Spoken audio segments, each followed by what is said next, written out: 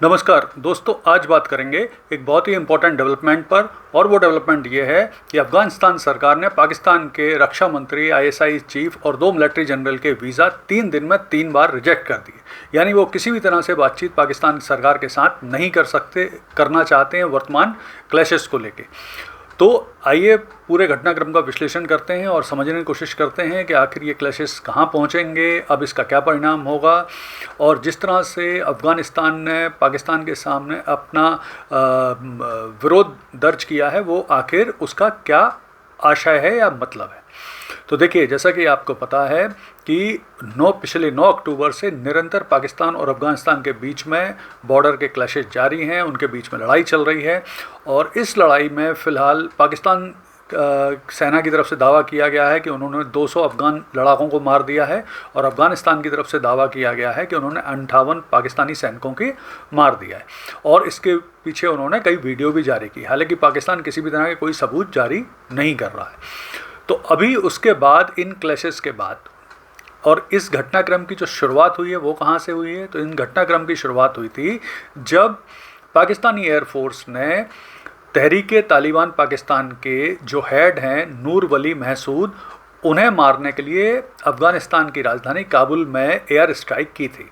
और उन्होंने दावा किया था कि उन्होंने नूर वली महसूद को मार दिया है। हालांकि बाद में वो जिंदा पाए गए और उनका दावा गलत साबित हुआ।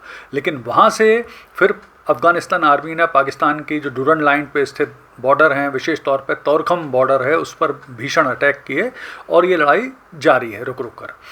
तो अब इस लड़ाई में पाकिस्तान की ओर से शांति बातचीत के लिए और अन्य मसलों पर बातचीत करने के लिए जो पाक के रक्षा मंत्री हैं ख्वाजा आसिफ, और उनके जो आईएसआई चीफ हैं आसिम मलिक, वो और 2 आर्मी जनरल अफ़गानिस्तान बातचीत के लिए जाना चाहते थे। लेकिन ऐसा कहा जा रहा है कि 3 दिन में 3 बार अफ़गान सरकार ने उनके वीज़ा रिजेक्ट कर दिए। और उसके बाद फिर खिसियाने तरीके से पाकिस्तान सरकार ने घोषणा की कि उन्होंने कोई वीज़ा नहीं मांगा था, कोई फॉर्मल तरीके से वीज़ा नहीं मांगा था, लेकिन ये बात जाहिर हुई कि उनके वीज़ा रिजेक्ट हुए। तो अब ऐसा क्यों अफ़गान सरकार कर रही है उसे भी समझते हैं। देखिए, अफ़गानिस्तान सरकार ने पाकिस्तान के ये वीज़ा रिजेक्ट इसलिए किए क्योंकि वो ये दिखाना चाहते हैं कि वो ना तो वो एक इंडिपेंडेंट सरकार है, यानी तालिबान सरकार अफ़गानिस्तान में एक इंडिपेंडेंट सरकार है, वो किसी भी तरह से पाकिस्तान के किसी भी इन्फ्लुएंस में नहीं है, ना उनकी बात वो सुनना चाहते हैं।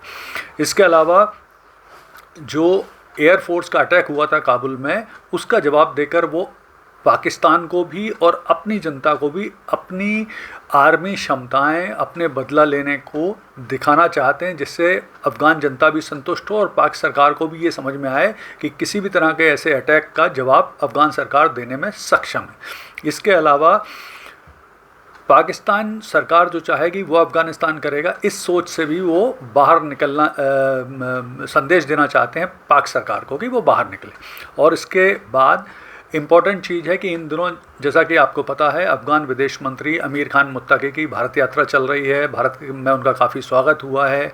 भारत ने भी अपनी एम्बेसी काबुल में खोलने, वापस स्टार्ट करने की बात कही है। कुछ समझौते भी होने की संभावना बन रही। तो पाकिस्तान इससे चढ़ा हुआ है। तो इस पर भी अफ़गान सरकार संदेश देना चाहती है कि वो अपनी विदेश नीति में किस देश के साथ कैसे संबंध रखेंगे वो डिसाइड वो खुद करेंगे। उसके लिए उन्हें किसी भी देश के इन्फ्लुएंस की ज़रूरत नहीं है।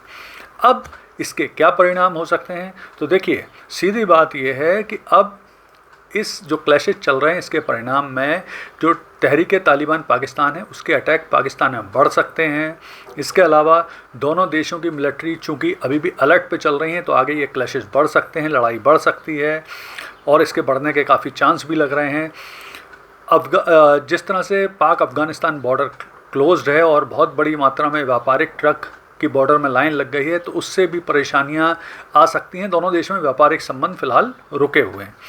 इसके अलावा पाकिस्तान ने भी अपने सारे टाइज़ यानी संबंध और बातचीत फ़िलहाल निलंबित कर दी है अफ़गानिस्तान सरकार के साथ। तो ये भी वो दिखाना चाहते हैं कि वो भी रिटेलिएट कर रहे हैं या वो जवाब देना चाहते हैं।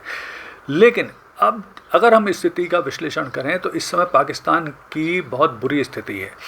आंतरिक तौर पे उसके जो पीओके है, जो खैबर पख्तूनख्वा है, जो बलूचिस्तान है, उसमें निरंतर सरकार और सेना विरोधी आंदोलन चल रहे हैं। इसके अलावा जो तहरीक लब्बैक पाकिस्तान के आंदोलन चल रहे थे उसके क्लैशेस चल रहे हैं।